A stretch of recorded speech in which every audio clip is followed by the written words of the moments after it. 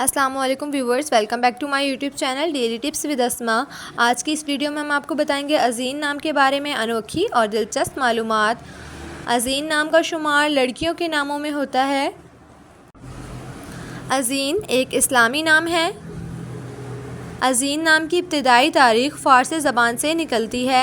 अज़ीन नाम के अफराद के लिए खुशकिस्मत नंबर 5 माना जाता है। माहिरीन के मुताबिक अज़ीन नाम की लड़कियां बहुत बहादुर होती हैं। अज़ीन नाम का मतलब है सजावट या ज़िबाइश। अज़ीन नाम की लड़कियों के लिए खुशकिस्मत दिनों में एतवार और मंगल का दिन शामिल हैं।